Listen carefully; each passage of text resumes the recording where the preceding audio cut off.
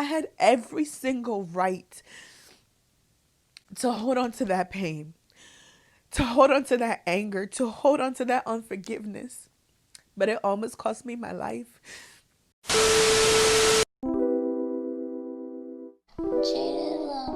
Little skittle up in the house. I got my pen in my hand and I'm about to spit some bars. My bars are hotter than Mars. 2036 got flying cars. I've been counting Modo for show.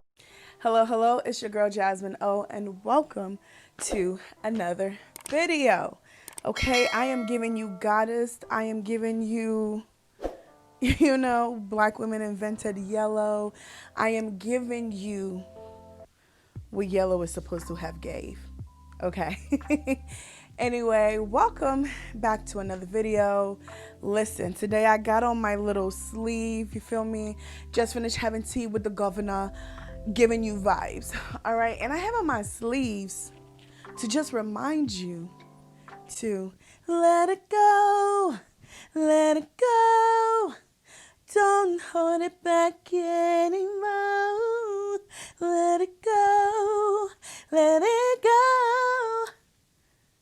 Something good do. I don't care what they're going to say. Let the storm rage on. The cold never bothered me anyway. It does. I usually have a blanket and some socks on. It does bother me. But yeah, hey guys, welcome to today's video. We are talking about letting stuff go, letting it go. Man, it's a new year and it's time for you to let it go, bro. Like, when you let things go, it's just a freedom that you experience that I can't experience that for you. Nobody will be able to experience that for you if you don't practice the art of letting go. Letting go doesn't mean they were right. Letting go doesn't mean they've won. Letting go doesn't make them justified in your actions. But letting go is for you. You know, we've all heard that saying, forgiveness is like drinking poison and expecting your enemy to die. Like, you're killing yourself. And in order for you to prepare for this journey ahead of 2021, you have to learn the art of letting go. Because the things that you think you're holding on to are weighing you down and eventually will kill you. Not even eventually, they are killing you. It's killing your joy. It's killing you being able to enjoy certain things. It's killing you being able to go to certain places because just that thought of that person or the thing that they did prevents you from letting it go. I don't say this to be dismissive. I don't say this to be disregarding. Trust me, I definitely understand.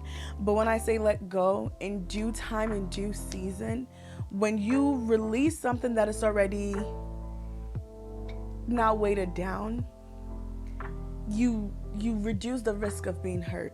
There's some of us, some things that we need to let go this year of relationships. Those people are not even holding on anymore, but yet you're gripping it, causing yourself to bleed. Okay, they let go a long time ago. So what are you holding on for? If it's a person, if it's a relationship, I mean, really, really do like a deep reflectiveness, and just kind of realize, like, what am I holding on for? What am I holding on to? Is the other person holding on? If you realize it's no more a tug of war. Like, there's sometimes where my brother's dog will come and he's tugging on something and he's doing his little head back and forth and he realizes, like, I'm not even holding on to it anymore. So all that energy that he just expanded was unnecessary. You don't want to expand unnecessary energies in 2021. Let it go. Let it go. The mindsets, the expectations of other people, let it go. This year is a year of just walking in that freedom, right? You got to let stuff go. Let it go. Let it flow like my sleeves and let it go. Let it go. Don't let what people have said. Yes, it hurts. Yes, it was rude. Yes, it was disrespectful. Yes, it was disheartening. Yes, it broke your heart. I get it. But take time to do the work. Take time to take those steps and let it go. Let it go. Because what you're holding on to is holding on to you and it's weighing you down. And it's going to keep making moving on in this year be really hard. Let it go. Those disappointments, let them go. Let it go. You can't really be dwelling on what people might say. They will say it regardless. You're doing well, they will say something. You're not doing so great, they will say something. So don't dwell on what people might say. But think about yourself. Think about the health, the mental well-being, state of your mental health, state of your emotional health, and let certain things go this year. Don't hold on to it any longer. Release them. That other person, they're not holding on to it. They let it go a long time. Listen, if it's relationships, let it go. If it's situationships, definitely let it go. But don't let yourself stay in a situation where you know is dying or has died and you're still trying to grow there. You can't and you won't. My friend is a plant mom, and I remember her saying like, oh, we're gonna go buy some new pots this weekend because I definitely need to repot my plant before it doesn't, stops growing. And I'm looking at this plant like, I mean, it looks normal, it looks fine. And she says, no, when I first got it, it was great. Like, it's thriving in this pot, but if I don't repot it soon, the height that it's reached, that's going to be the tallest it's ever going to be. As wide as it's gotten, that's as wide as it's going to get. And then eventually it's going to start dying. You don't want to start dying if you haven't started dying already. And until you realize that you have to let go of people's opinions of you, what they're going to say, what they may or may not say, you're going to stay in that pot forever. And that's as high as you're going to get, and that's as wide as you're going to get. And eventually you're going to start to die, and you're going to wither away, and you're going to wonder why and still carry on this full of regrets. So in 2021, we're practicing the art of letting things go. Remember, it doesn't matter if it justifies them, it makes them look right, it makes them look like they won over you. We're letting things go because we are putting ourselves first and making sure that we are releasing them for our own good. Forgiveness is for you. I wasn't going to share this, but I will. Feeling a little cheery. I had went through something in my life that I never thought I would experience. And it happened within my family, and it was really, really difficult. And for a very long time, I kept saying like, oh, I've forgiven, this person, I've let it go and everything, but I hadn't. And I was so numb on the inside. I don't even think I was angry. I was sad. I was numb. And there was just this void of numbness that I didn't care. I just could not feel anything, and that made me angry. And I remember a moment when, I kind of went back to church, gave my life back to Christ, and started attending church again, and started, being focused on the things of God and rebuilding my relationship and picking up from where I left off. And I remember one Sunday where the Holy Spirit just encountered me. And in that moment, literally, God was just talking to me about all the things that I'd stuffed down and shoved in there, thinking that I let it go already. I forgive them, I said, but I was so angry. I was still holding on to it. And in that moment, I had to forgive every single person. And I called them by their name and what they did. And I said, God, I forgive so-and-so. And I released them, and I forgive this person. I released them. These are people that were like literally close to me. Some were like my blood. And I literally had to say each person's name and say, Father God, I release them. I forgive them. I don't care if I never hear sorry. I forgive them. I release them because it's not worth it. Maybe like 2-3 days later, I was in so much pain. Couldn't even stand up straight. Eventually, went to the emergency room. I'd been there from like the afternoon around like 12. It was now 6. They had ran every single test they could run. They couldn't find anything. I'm breaking out in sweat. I am running the fever. I am shaking. They bring in a different doctor. He thinks I'm on drugs. I mean, like, it was just this whole, like, they kept asking me, when was the last time you used? Because it just felt like I was going through a withdrawal. And all this time, I just kept, like, I haven't used anything. I'm just in so much pain. I have been. I was at work. I couldn't see. Then I sat in my car, and then I was just like, oh, maybe I'll just go home. But then the pain was just so strong I couldn't even drive, and I just prayed. I said, God, if you will allow me to just drive to this emergency room, I will make it there. I won't go home, I promise. And I stayed there till my mom got off work, my brother got off work, and they all rushed to the emergency room. And I remember the doctor saying, we've run every possible test. Let me do one more before you go. I just want to do an MRI to just kind of see where you are.